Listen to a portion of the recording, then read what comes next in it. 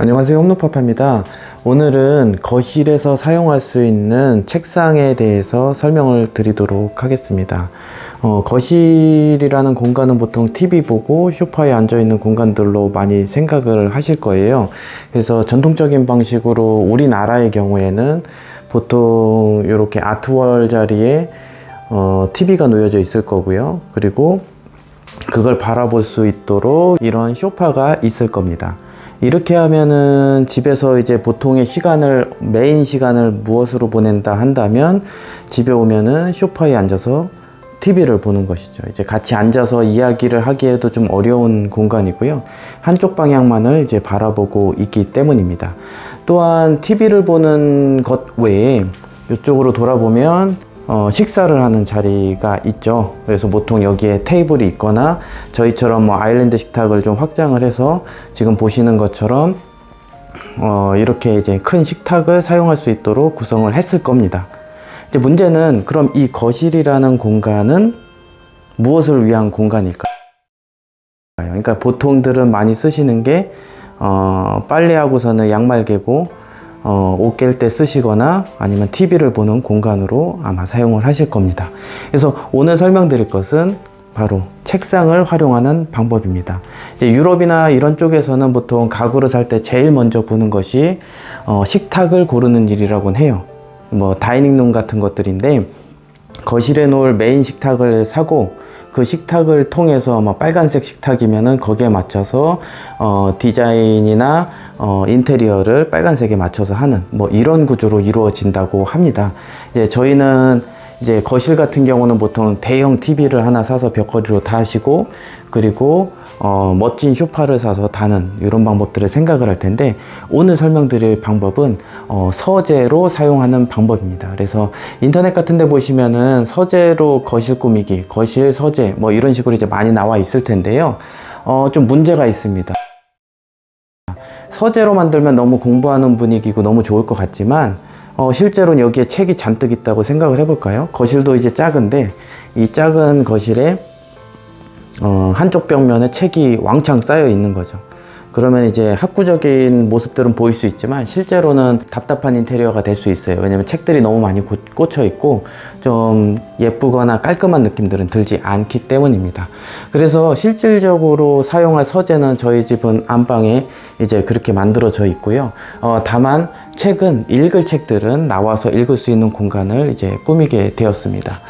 실제로는 저희가 이제 식사 자리 외에는 이렇게 아일랜드 식탁을 뭐 공부용이든 뭐 회사 일을 하는 공간이든 이렇게 사용을 하고 있습니다.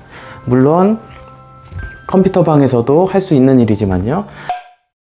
이제 겨울이 되면서 하나 좋은 아이디어를 짰습니다. 저희는 최초에 이 인테리어를 할 때 여기 옆에 아주 협소한 책상이 하나 있었습니다.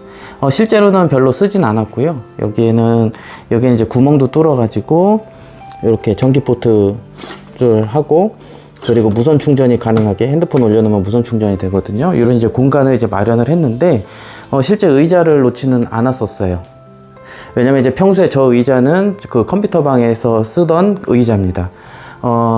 겨울에는 요 거실 공간을 좀 더 알차게 쓸 수 있도록 특별하게 겨울 때만 이제 쓰려고 의자를 바깥으로 빼놨습니다. 여기는 어떤 공간이냐 하면은 독서를 하는 공간이에요. 근데 책이 어딨냐 보면은 없죠. 왜냐면 책이 있으면 이 공간이 또 작아 보이고 또 지저분하고 정리가 잘 안 됩니다.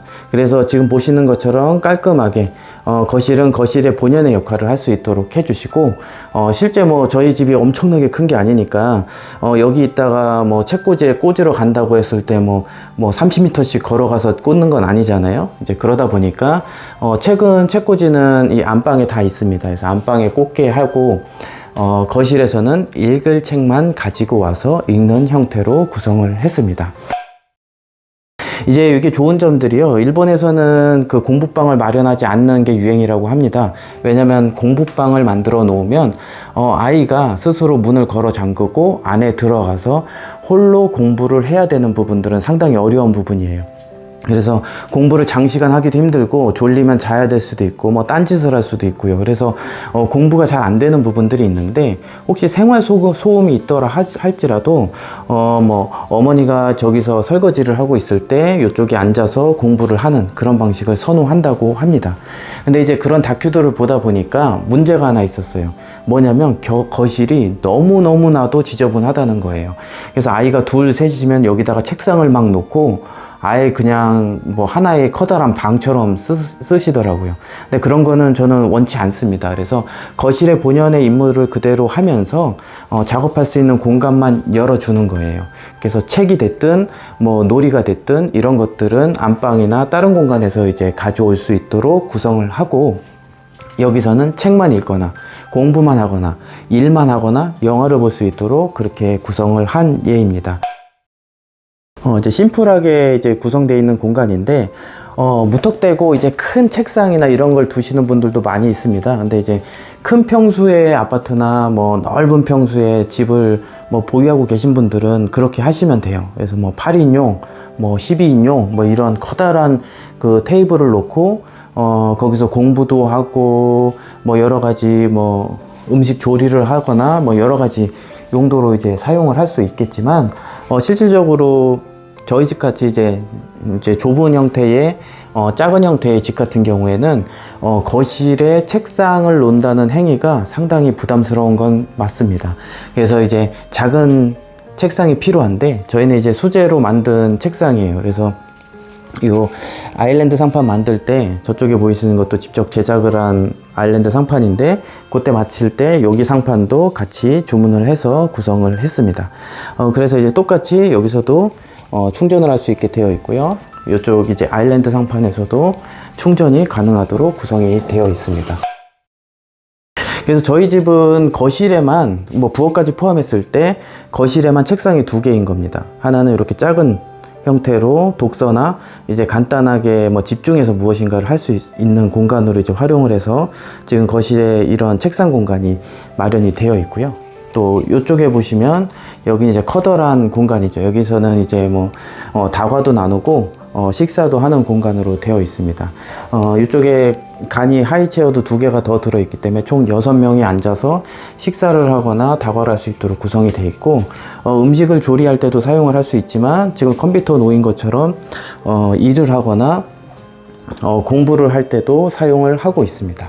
그래서 저희는 지금 뭐 특별히 책상을 추가를 하거나 별도의 뭐 장을 짤 필요가 없어 보여요. 지금 보시는 것처럼 이렇게 특별히 책상이 2개나 있기 때문에 실제로 저희 아이와 와이프랑 같이 뭐 공간을 활용을 할 때 아주 편리하게 사용을 할 수 있을 것으로 예상을 하고 있습니다. 단순히 TV를 보는 어떤 공간을 넘어서 여러 가지로 이제 사용이 될 수 있다는 예시를 좀 보여드린 부분들이고요.